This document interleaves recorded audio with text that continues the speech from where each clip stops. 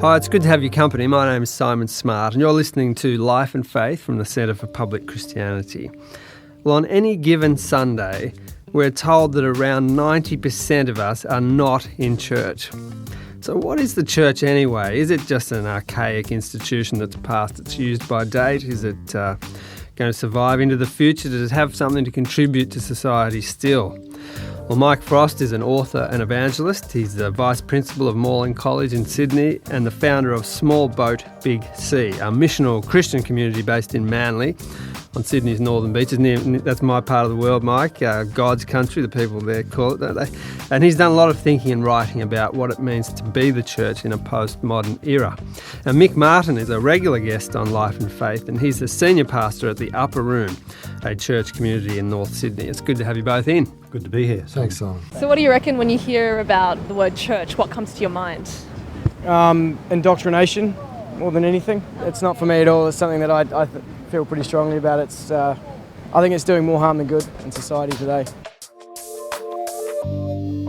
What has the church done wrong to fail to connect with so many people? But equally, we might ask, what is it about our culture that no longer sees the need to attend religious ceremonies or be part of a religious community? Mick, do you have a thought on that? The short answer is that a lot of certainly what's perceived as church just doesn't strike a chord with our culture, with people in our society today. It seems to be anachronistic. It seems to be irrelevant. I think a lot of that is based on stereotypes and preconceptions, some of which are not completely accurate, but at the same time I also think the church has maybe dropped the ball a little bit in terms of not just keeping up in terms of being relevant, but actually making a compelling case for why we're here and what we're about. So. Well, let's wind back a bit. What is the church? What would we understand to be the church? Mike?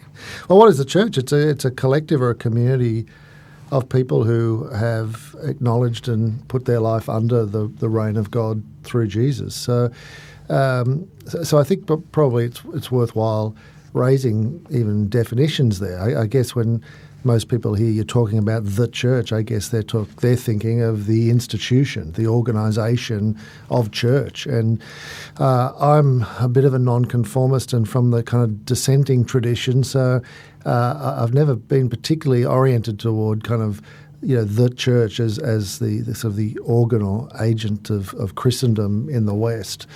I'm much more committed to a more organic, local expression, a community of people gathered around the lordship or the recognition of Jesus as Lord and desiring to live out his teaching and life in this world. And that takes many different shapes and sizes. So I guess when you say the church, you've got everything from the Anglican Church and Catholic Church or denominational, organisational churches right through to a whole range of organic churches. I mean, I think a lot of people might be surprised to discover how many small house-based churches there are happening across, say, a city like Sydney, that may never even come up on statistics or anything like that. They're not filling in forms to say that they're there. They're just spontaneously connecting. I suppose you associate it with the buildings and people attending church for services and things. I suppose that's the central focus for a lot of people's beliefs. Church is diminishing in Australia as far as I'm concerned.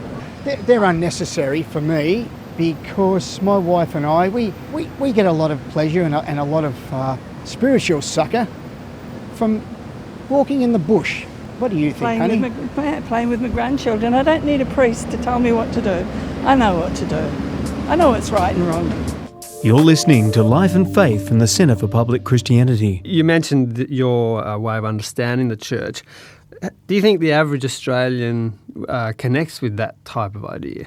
I reckon the average Australian, insofar as I'm connected with what the average Australian thinks, wouldn't mind the idea of a group of people who have wanted to orient their lives around Jesus' teaching about love and grace and mercy and justice, around the values that he represented and as well as spoke about. And are meeting together in order to feel strengthened and encouraged to serve their neighbourhood and to contribute to the lives of others. Whether they would want to join that or be part of that's a different question. But if people thought, oh, that's what church is like, okay, I don't object to people doing that. I'm open to that possibility. I guess to take up on Mick's point, the stereotype about the cathedral and people sitting in rows and disconnected from the clergy, and that's an entirely different kind of thing, and certainly does exist in this country. And there's no question people would have great concerns about engagement with that form of Christianity. Yeah, there's a PR problem, isn't there? The church in some ways is on the nose in that sense. People often speak about some of the more regrettable aspects of church that are in the public space. There's a lot more going on than those things, Mick, isn't there? There's a lot more going on, Simon. Yeah, unfortunately, the stuff that gets the headlines is usually the negative stuff, and it's the institutional stuff, and people then sort of lump all of that together and say, well, that's what the church is all about. That's what Christians are like. That's what Christianity is all about. What Christians are like. Yeah, and usually it's to do with hypocrisy and self-righteousness and being judgmental and acting as the moral police for society and so on. And sometimes the church is that or has been that. Well, certainly segments of the church take on that kind of role, and we don't even have to go into examples. We all know them, but yeah, there's a lot more going on. And as Mike said, the grassroots church is thriving in a lot of places and doing some incredibly good stuff in communities. I can think of a few examples here, guys like John Owen out at Bidwell, and living in community with people who have all sorts of need, and just being there to love them and meet the need as best they can, and to be salt and light, as we like to use those biblical metaphors of being salt of the earth and the light of the world. I think church has always been relevant. I mean, it does a lot of good in the community, and it doesn't matter where you go in the world, whether you're deeply religious or not. If ever you're down and you really need help, the church will always help you. So if the church was to maybe become a little bit more focused around even organising events and community, maybe like festivals and things like that, just to bring people together. I've got to say that my 3 children have greatly benefited from going to that church. My elder daughter in particular, I believe she was actually saved. Her life was saved by going there. For more Christian perspective on contemporary life, publicchristianity.org. Part of it goes to the church's stance or attitude to the culture around it. And I think that the more institutional or Christendom-style approach to church perceives itself to be a major player at the table, that it ought to have a say and make a contribution and contribute to the way in which Australian culture or society operates. Adopting that posture that has, I think, caused a great deal of the difficulty, because it's at that point that I think archbishops and bishops and church leaders and the like want to be able to tell culture, well, you can't do this, or you mustn't do that, or you must stop this or the other thing. And I think that has led to a lot of the resentment and anxiety that people have about institutional Christianity. That said, though, you would agree that Christian people, and some of them are represented by the church or the institutional church, ought to have a voice in the public space, would you not? The point I'm making is the way in which that voice is expressed. What are they saying? If it's like shouldering in at the table and step aside, I think the education system and politics and business, I ought to be able to tell you the way we operate, as distinct from, I guess, what is a much more kind of bottom-up or grassroots approach to actually contributing into society by unleashing hundreds of thousands of committed Christian people to serve and love and give and I think that actually has a far more impactful outcome. When I think of the church, I guess I think about the people that make up the church, less about the building. But I think the buildings and how they are, I think that's it does add that comfort and that traditionalism and that homey feeling, because it is that sort of old, we've been around for a long time, we're bricks and mortar, we're stable, so it brings that element. The building, how important is that? Mick, you meet in a theatre. Mike, you're in an old church, although it doesn't look much like a church from the inside. We try very hard to avoid the language of the building being the church, and it's not just being pedantic. It's, I think, when church becomes all about its building, that can lead to all sorts of difficulties. not the least of which you have a whole financial commitment to a building that you've got to sustain, and where's the money come from for that? It comes from the people who turn up on Sundays, and so you've got to keep them happy. So you've got to have a building, though. You've got to have but keep the rain off. But you can meet anywhere. We meet in a theatre, but we sometimes also use the local community centre. We meet in homes. Church can happen wherever people come together under the lordship of Christ and with the view to pursuing his purposes in the world. So church can happen anywhere, anytime. If a building is a useful thing for pursuing that purpose, then that's fine. I don't have an issue with churches having buildings, but when a building becomes the defining thing and the whole focus and all the resource and energy gets channeled into that, you can lose the sense of what it ought to be. And the financial thing, I think, is an issue. When churches decide to put up great structures that cost millions of dollars, I think, well, what else could we do with that money? And do we really need to have this thing sitting here 5 or 6 days a week? Because that's the other thing, of course. When you've got a building, you have to justify it. So you create a whole lot of activity in and around the building, which is, just churchy activity, and a whole lot of people get really busy around that. And you're taking them out of the flow of everyday life and out of the communities that they're living in. And I just think there's something a bit dysfunctional about that. The building's a tool, isn't it? I mean, it's useful, as you say, and it ought to be considered that way. I think it's when churches invest some kind of sacral investment into these tools. I'd say the sermon is one of those things. It's kind of like, I think a community of believers in Jesus ought to be learning the Bible together. They ought to be learning what Jesus taught about and learning why he said the things that he said and who he was and what he did.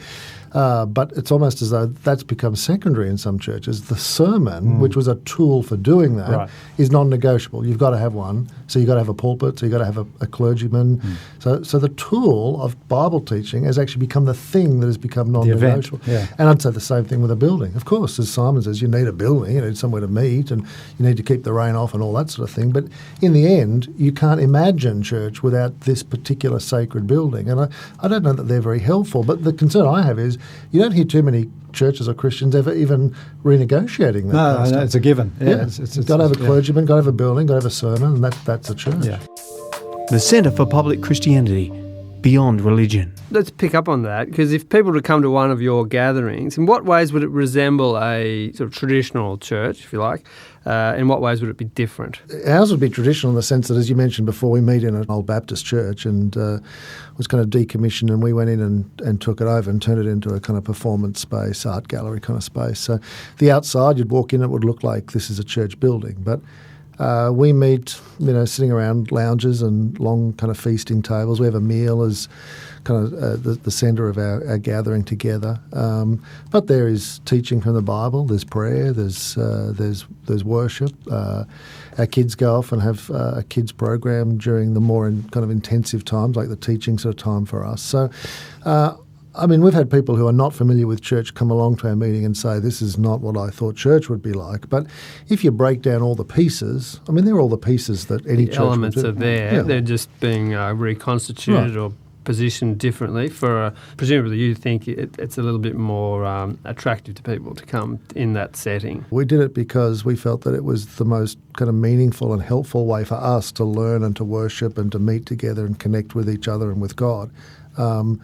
Some people might not like it. You might find some people say, look, I'd rather pews and hymns and an old-fashioned sermon. Yeah, I'm a bit of a sucker for the old hymns, I must admit. But sometimes some of the vocal critics of Christianity suggest that it's a force for harm in our society. And if people come along to your community, Mick, they'll be expected to give up time, presumably give up money, volunteer for things, be put to work.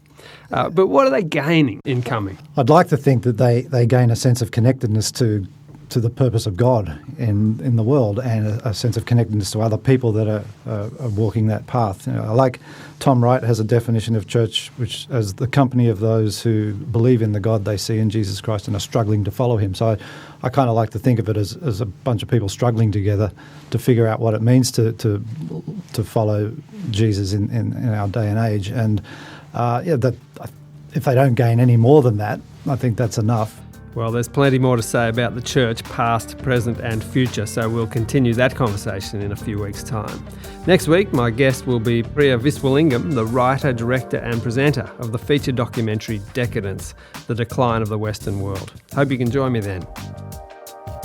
For more Christian perspective on contemporary life, publicchristianity.org.